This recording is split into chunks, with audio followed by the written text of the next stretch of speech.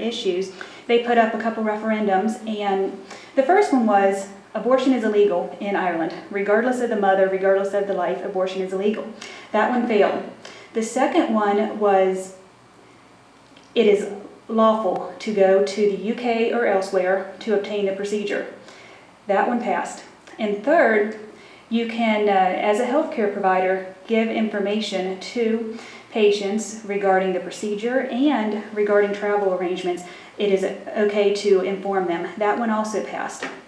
So the domestic policymakers in Ireland, though, they didn't do a lot of policy making in terms of actually putting this into play. There wasn't a lot of implementation, so as a result, the law was very, very vague. A lot of what-if situations, and as a result, 3 women, they're known as A, B, and C, they went to court and they petitioned the European Court of Human Rights to rule on Irish policy. And the court looked at each one of these cases, and each one of these women, they had 3 very, very different circumstances.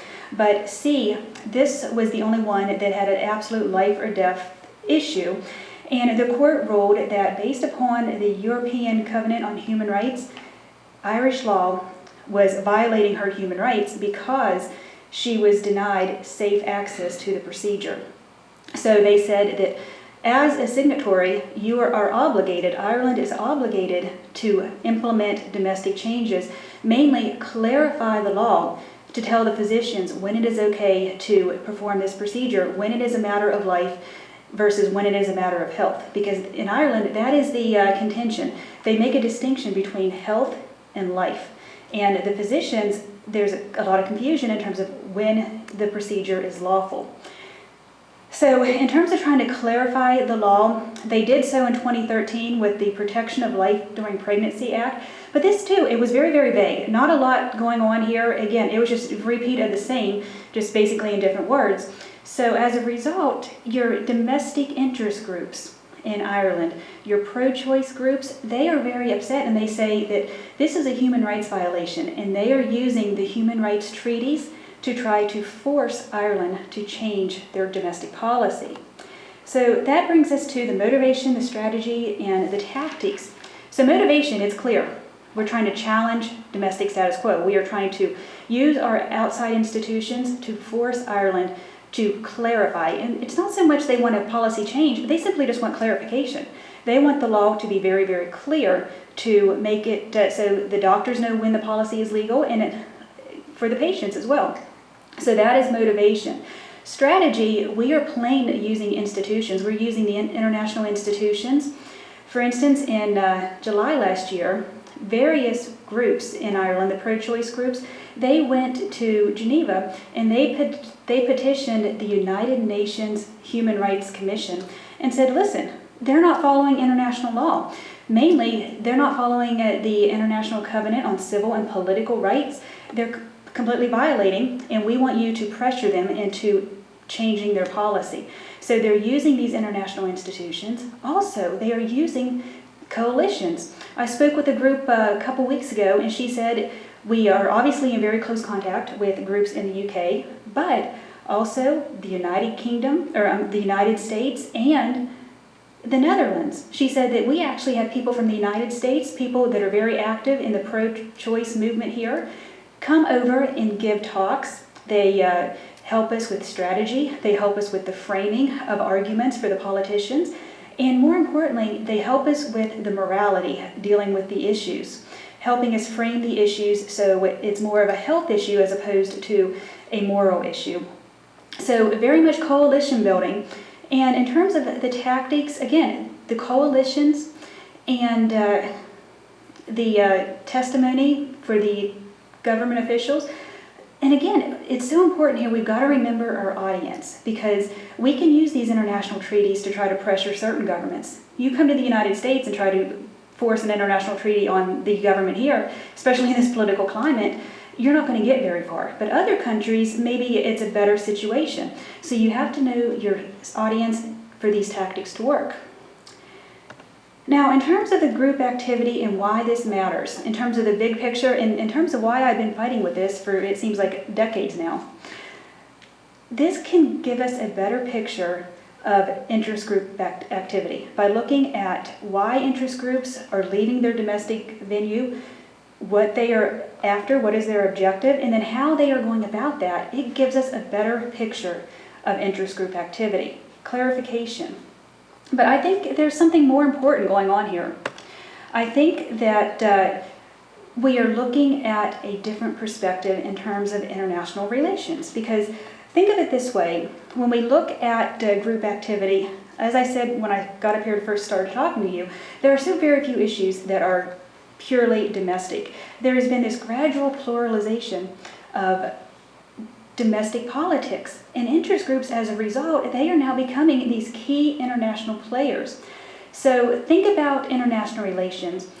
It's very state-centered. You know, we've been looking at state activity forever now, and whatever we look at, when we look at why a state's doing what they're doing, we're looking at it from the state. The state is the unit of analysis. So many areas, many channels for states to communicate through, including NGOs, IGOs, etc. But the unit of analysis is very state-centered.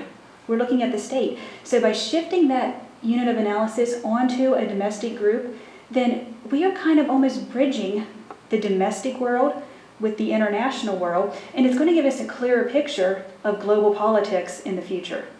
And I think my time is about up, so thank you. Thank you very much. And then without further ado, we have our last paper by Dr. Chris Pallas.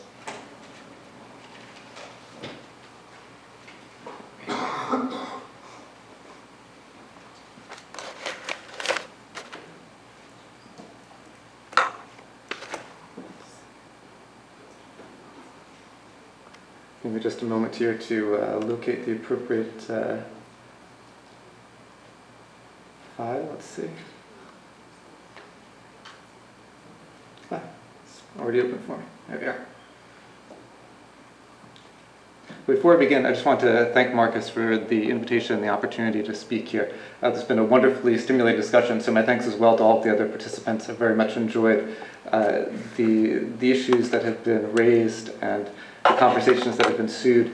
And I find it quite striking that in the course of, I guess, really 9 presentations, gotta be careful not to gesture too much here, that in the course of 9 presentations, really about half of them are things that I feel like correspond quite closely to some of the things that I work with myself. And I think that you'll see some of this in my presentation as we move forward. So I was reflecting on the role of northern, so I'm going to use these rather blunt terms, North and South, but by North I mean civil society organizations coming from high-income countries, generally speaking, and by Southern, international or civil society organizations coming from low-income, middle-income countries. So I hope you'll pardon the kind of blunt shorthand there, but it'll be useful for kind of parsimony as I go along. I was reflecting on the role of northern civil society organizations in initiating transnational North-South advocacy campaigns when Marcus reached out to me about this conference, and that prompted me some thinking about the EU-specific context, and in particular whether or not there are structural factors that might incentivize northern outreach to southern civil society organizations. And so that's some of what this paper examines. This paper is really going to examine, first of all, the legitimacy issues inherent in northern initiation. So really, how does it impact campaign legitimacy when northern civil society organizations purposefully select southern partners to pursue a northern end? And then second, whether or not such behavior is incentivized in any way by EU structures, or whether it's particularly common amongst EU NGOs. So hopefully I haven't given away too much of the excitement already. So many of you are probably familiar with the Boomerang campaign, or the Boomerang Theory of activism. This is a relatively old is probably not quite the right word, enduring, I should say, model of transnational advocacy that suggests that transnational networks develop when you have developing country civil society organizations that encounter some sort of local policy blockage. And in order to circumvent that blockage, they reach out to international partners who then rally international support, either in the form of public pressure or state pressure, that then comes back to the southern context and usually results in pressure on the local government and the clearing of the policy blockage, or a local political change in either policy or behavior. The theory is not written as explicitly a North-South theory. It's not explicitly about Southern initiation, but all of Keck and Seeking's contemporary examples involve developing country NGOs reaching out to Northern partners. And if you look at the other literature, and it really is quite an enduring model, the other literature really seems to conform to this pattern. What's interesting to me is that even the literature that doesn't use the Boomerang Theory, including literature that's relatively critical of Southern civil society activists, actually continues to reflect this, this assumption of, sorry, I wrote North-South-North. It should be South-North-South pattern. I didn't even realize that typo was in there. I apologize. But the literature, even the literature that's critical of Southern activists, actually suggests that much of the initiation comes from Southern civil society organizations. And I have to say that I myself have participated in that assumption, so I can't be overly critical of it. The problem is that there is an important minority of North-South campaigns that actually originate in the global North. And in fact, many, if not all of these, I'd say the vast majority, feature European NGOs. So here are a few examples. The International Campaign to Ban Landmines. Christian Aid had an anti-structural adjustment lending campaign, if you're familiar with structural adjustment lending. Oxfam UK, actually Oxfam UK along with Oxfam International had a big campaign on labor standards that featured Sri Lankan NGOs. And then London-based Tibetan campaigners protesting against a World Bank-funded project in China Western. These are just a few examples of Northern-initiated North-South campaigns. So this leads to the questions that I was suggesting when I began my talk. How does Northern initiation impact the legitimacy of campaigns? And in particular, for today, we'll talk about by European NGOs. And then second, this additional layer of, are EU institutions more susceptible to such Northern-initiated campaigns? So I'm going to call this my approach rather than really a research design, because this paper is a bit more about theory building than it is about an empirical discussion, although there will be some case studies later. And so my approach to this was first to identify the standards used to judge legitimacy and transnational advocacy. So some of the same questions that I've been posing to some of our other panelists. How are you defining legitimacy here? So what does legitimacy look like?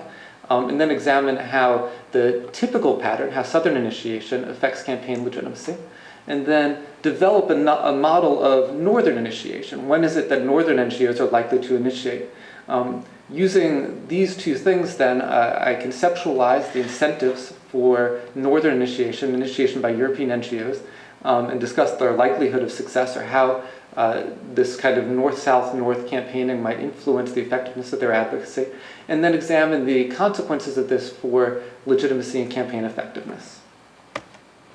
So, without further ado, what legitimates NGO advocacy? So I'm going to borrow from Stefik and Hahn, who define legitimacy as conditions under which power is rightfully exercised. And in general, legitimacy, at least for the purposes of my paper, involves these two components. The first is representativity. In order to exercise power rightfully, you generally have to exercise power, at least in these sort of democratic or governmental contexts, on behalf of an identifiable group of stakeholders. Some people talk about this in terms of participation, but really, even when you dig through the participation literature, a lot of what's really being discussed is participation as a means of getting to representation. So I've got a bunch of sources that are thrown up there, but it's really just to say that this element is quite common. And then the second element is really also equally prominent, and that is accountability. That basically you have to have some sort of external actor that can monitor and judge your actions. So again, here I've got a quotation from Thalberg and Uhlin. Accountability is the ability of some actors to hold other actors to a set of standards, to assess whether they have fulfilled their responsibilities in light of these standards, and to impose sanctions if they find that these standards have not been met. And again, widely used. So the question then becomes, how is it that Southern initiation influences campaign legitimacy? And generally speaking, it influences campaign legitimacy positively. When Southern NGOs initiate a campaign, it is de facto representative. If the Southern NGOs have chosen the purpose of the campaign, if they've chosen the agenda, then it should be reflective of their particular interests. Likewise, when Southern NGOs initiate a campaign, the campaign is perceived to represent local knowledge and, as I was saying, local interests. There's also a sense of moderately enhanced accountability.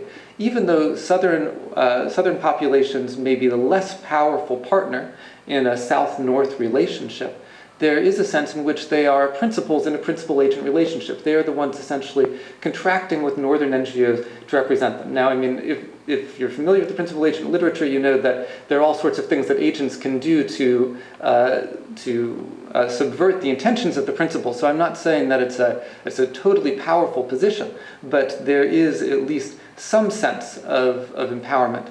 And then there's also, insofar as accountability has this element of monitoring, you have to know what your agent is doing in order to be able to hold them accountable. Because the campaign is supposed to return to the Southern context to have its impact, there's a sense that the Southern population will get to see what it is that their Northern partners have done. And so again, there's some moderately increased accountability. Now, as I was saying, there are limits to this local, international, local model, or this South-North-South model. So again, I put up here a number of campaigns, some of them that I mentioned earlier. And here I'm kind of naming some more of the local context. Christian Aid with their anti-structural adjustment campaign, they were working in Jamaica and the Philippines. International Labor Rights Foul Ball campaign, I believe they were working in Africa. I didn't put it here on the slide. Oxfam International, Sri Lanka, this London-based Tibetan activists working in China. And then Danish Muslims connecting with people in the Middle East, and then the international campaign to ban landmines, bringing people from Angola and Cambodia in a number of different contexts. And in each of these cases, you have a prominent international campaign that focuses on global issues, ostensibly in which there is a large Southern stake, but they do that without the benefit of local initiation. And this has raised some skepticism, and this is a quotation that's a favorite of mine from Anderson regarding the international campaign to ban landmines. And Anderson was a participant in the campaign, so I don't think that he's totally skeptical about the outcomes, only about the process. And he has this